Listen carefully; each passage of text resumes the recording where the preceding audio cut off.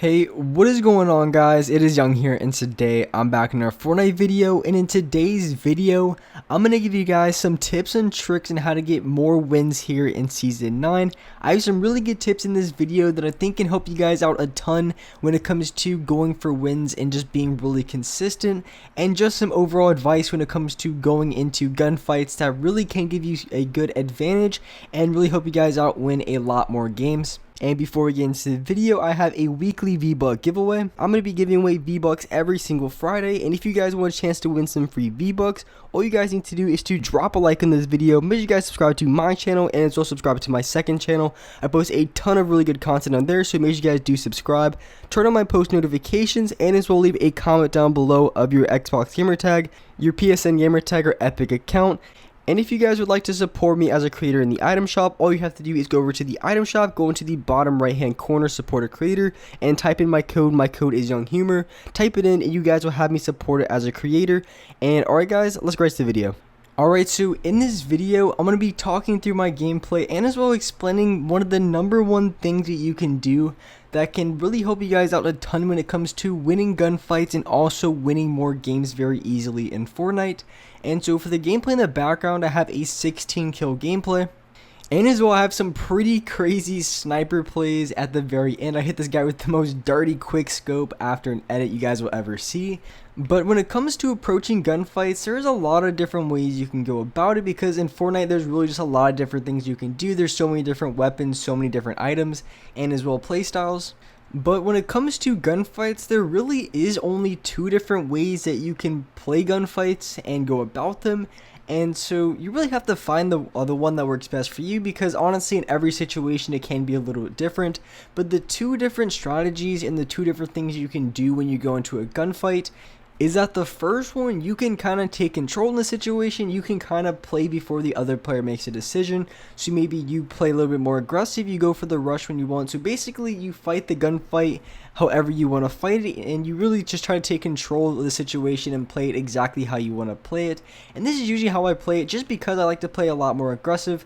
I kind of don't like to wait on any other players to make a move. I'm usually the first one to do it. So that's how I normally play, but that doesn't always mean it's the best way to go about it and the best play style to have. So that is going to be the first option and the first strategy that you can do. But a second one that you can do is play off other players. So what the other players doing, you can specifically play off that. So you kind of wait for them to make a decision before you make yours. And this can also be very effective in a lot of situations. And one good example is something that I like to fight a lot. So maybe I'm inside of a box, I'm holding down the wall, and maybe the other player is trying to make a play on me. And one thing that I can do is, because I'm inside of the box, I can see what exactly the other player does and make my decision off of that. I'm not really going for a play right away.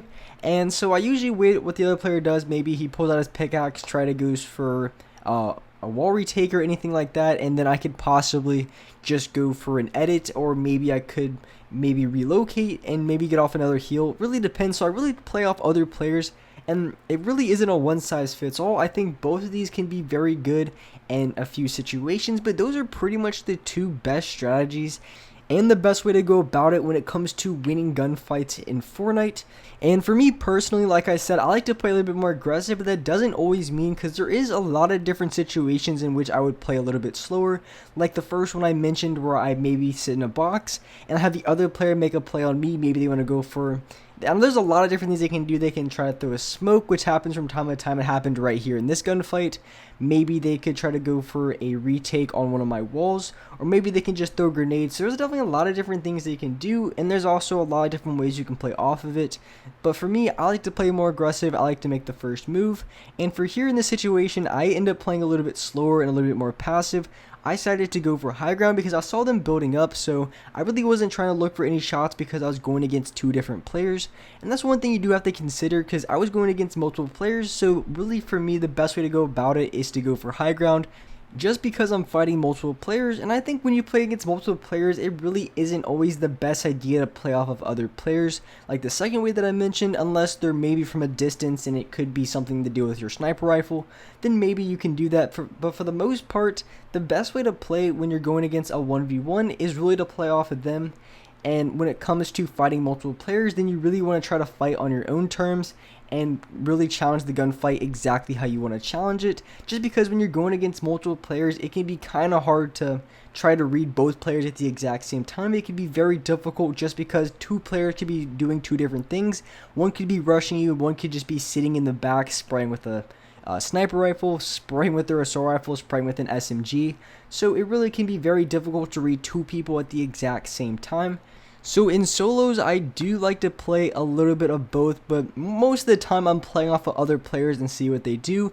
I pretty much, and a lot of times in a lot of gunfights, people usually do the same type of things. A lot of players like to play a lot more passive. That's just how players are. They don't like to go for a really aggressive push or anything like that. That's usually what I do. Most players don't do it. A lot of them play a lot slower. So when I'm going to a gunfight, I can usually expect a lot of players to box up. I can expect players to play a lot slower in the end game, just because most players do that. And one thing that I did here that maybe no one else would catch if I didn't point it out, when I was challenging this player, there was also a guy to the right. So when I went to go push on this player that was in front of me, I made sure to build towards the opposite side. So I made sure to build on this side because there was a player shooting at the player that I'm fighting right now from a completely different direction from the opposite side.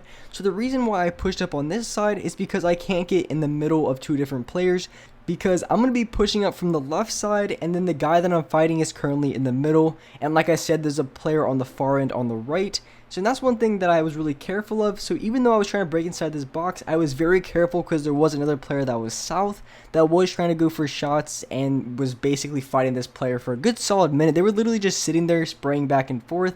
I know I kind of cut to the part where I rushed the other player, but they were just sitting there spraying for a solid minute. So I wouldn't go for a push, but I made sure I pushed on the left side because there was a guy on the far right.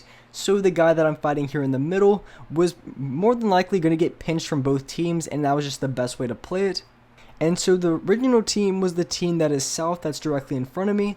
And a good reason why I push this team so quick, because this team is right next to the edge of the zone, meaning that there wasn't going to be any other players from that direction. It was basically just going to be the team in front of me, so I don't have to worry about any directions that I'm not sure of. And I can expect a team to be to my right, but there's not going to be a team to my left, so that really narrows down the different options I can get shot from. So it does give me a little bit of an advantage, a little bit of security, because I know I'm not going to get shot from the direction that's inside of the zone. And when I'm building, I'm making sure I'm staying on the far side because there possibly can be a team that's going to be west towards the middle of the zone. So I'm going to make sure when I build that I stay on the opposite side so I don't risk getting shot from that direction whatsoever. And that's just another really good thing, and something to try to keep in mind every gunfight you go into is just try to know what kind of angles you could possibly get shot from. So for instance, if you see a team that's in the middle and then you see a team to the right, you want to push on the left side so you can't get in the middle of both of those players, because that's when a lot of people get third party and a lot of people complain about getting shot from so many different players. It's because more than likely they're just putting themselves in that situation, because if you see a team that's right in front of you and you know there's another team to your left or maybe another team to your right, the best way to go about it is to challenge from the opposite side. So a team on your right, then you want to come from the left side, and if there's a team on your left, then you want to come from the right side. So basically it's impossible to get pinched unless the player that you're currently fighting, the player in the middle, gets on the other side of you. So for the most part you're going to be good and you don't have to worry about anything like that. And here in this situation, I tried to go for high ground, but instead I think there was another player that was trying to mine me out. So what I did, I decided that I was going to try to play off of the other players. So I'm here, I'm in the box, I'm waiting for them to make a play on me to see what I want to do. So I'm forcing him out, seeing what kind of play he wants to make on me, because I still know there's a guy above me, and then I also know there's a guy to my right. I almost got hit by that rocket. So I'm sitting here in this box, and this is where I'm going to absolutely destroy the guy with the sniper rifle. I'll go for a quick edit play, quick scope him very fast, and normally I would have went for maybe like a quick window play with the shotgun, but I decided to go for the sniper rifle, and it almost cost me. If I would have missed that shot, then more than likely I could have possibly died. I probably launch padded all the way to the top. So that's just one thing to do if you ever get caught in a situation where you're low on HP. Since there were so many builds where I'm at, I would have just branched off and I would have just spam built everywhere and made it very hard for them to find me, or at least give me enough time to get off the heals that I needed to get off. And with that being said, that's gonna wrap it up for this video. If you guys enjoyed this video, if you guys liked it, make sure you guys do drop a like. Make sure you guys do subscribe to the channel if you haven't already. Turn on my notifications so you guys can get notified for every single new video. And alright guys, I'll see you next video.